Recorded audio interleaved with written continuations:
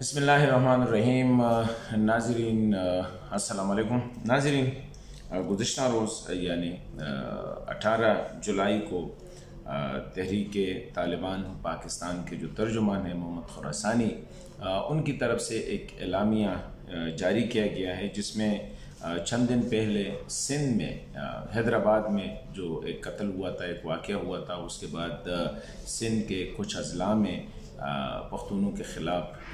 कुछ शरपसंद निकले थे और उनके जो बिजनेसेस थे या उनके जो होटल्स वगैरह थे उनको बंद किया जा रहा था। ट्रांसपोर्ट पे जो है ना वो हमले किए गए थे, जिसको फौरी तौर पर सियासी क़यादत ने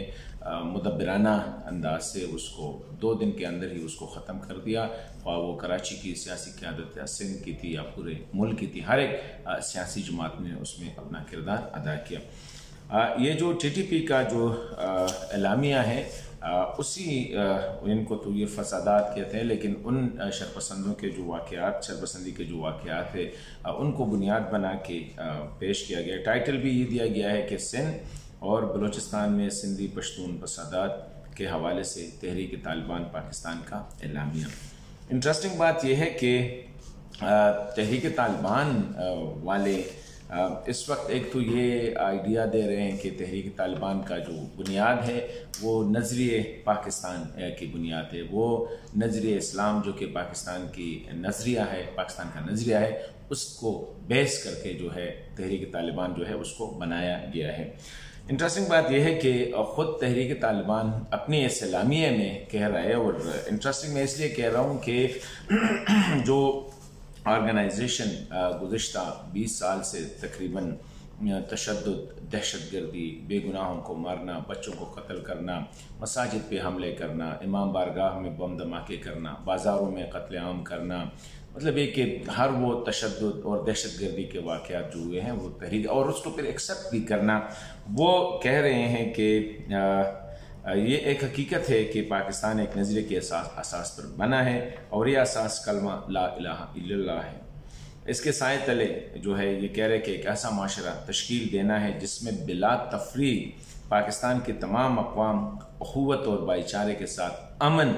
और सुकून की ज़िंदगी बसर कर सके, और जहाँ पे अक़लियतों को अपने पूरे हकूक़ हासिल हो।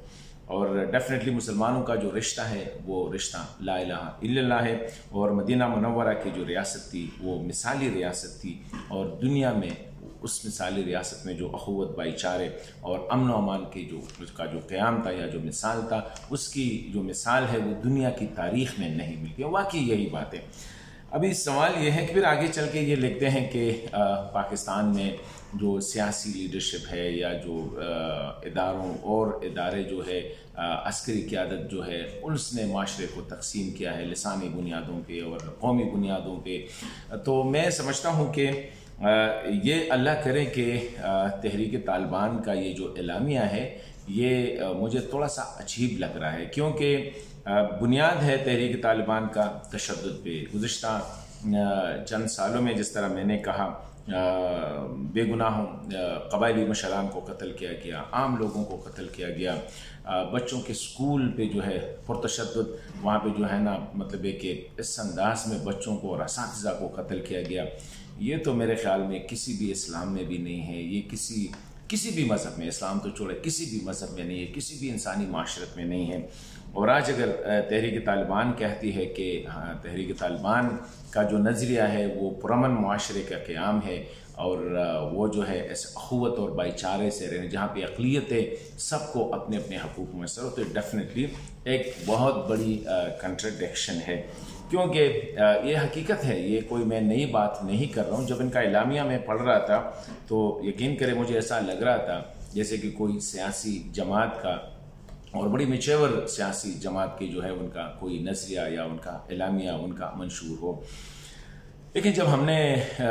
जिस तहरीक तालिबान को हमने देखा है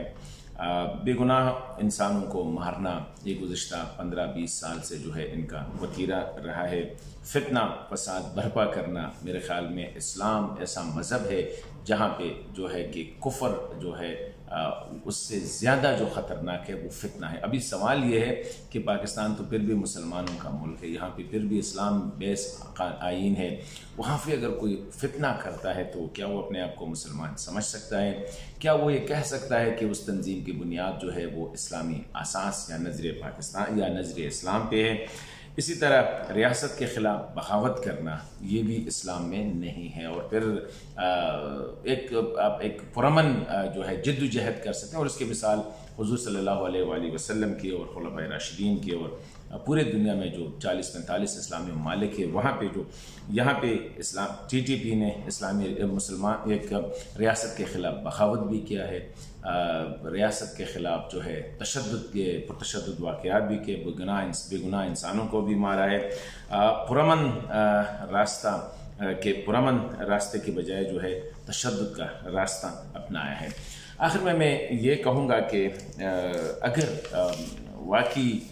TTP का यही मंशूर है जो कि मेरे हाथ में है, और TTP का यही एलामिया है कि वो तशद्दुद का रास्ता छोड़ते हैं, रियासत के ख़िलाफ़ बगावत का रास्ता छोड़ते हैं, इंसानों पे जो है ये दहशतगर्दी का रास्ता छोड़ते हैं, और आके पुरअमन तरीके से जिस तरह और इस्लामी सियासी जमातें हैं, अगर इस तरह और दुनिया में इस्लामी सियासी जमातें इस तरह हैं, अगर TTP भी चाहती है तो एक बहुत बड़ी पेशरफ्त होगी। और अल्लाह करे कि ये जो कह रहे हैं कि हम न कौमी बुनियाद पे न लिसानी बुनियाद पे, और हम अमन, अखुवत और भाईचारे के बाद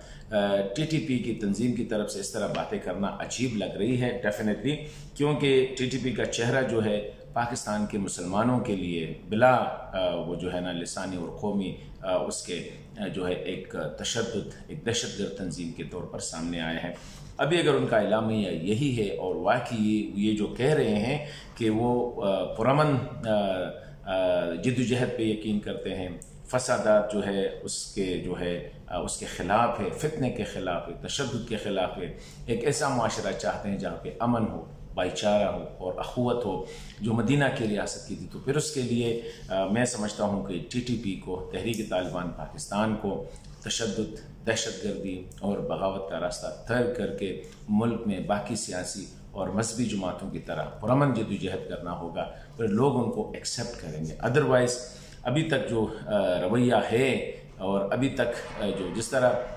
कबायली इलाकों के हवाले से कि ये को दोबारा, क्योंकि अंग्रेज़ ने उसको उन्हीं हालत में रखा था 40 FCR वगैरह या जो FCR का कानून था। अभी अगर आप चाहते हैं कि वहाँ पे दोबारा वो वाला कानून हो तो ये मेरे ख़्याल में आपकी इस्लामिया के साथ जो है वो समूह नहीं रखता है। तो मैंने इसको पढ़ के मैंने कहा आप लोगों के साथ शेयर करूं कि TTP करता क्या है और कहता क्या है। अल्लाह करे कि ये जो लिखा है मोहम्मद खुरासानी साहब ने, अल्लाह करे कि इसी तरह उनका अब नज़रिया बदल गया हो कि तशद्दुद के बजाय, नफ़रत के बजाय, बगावत के बजाय और जो है दहशतगर्दी के बजाय अखुवत, भाईचारे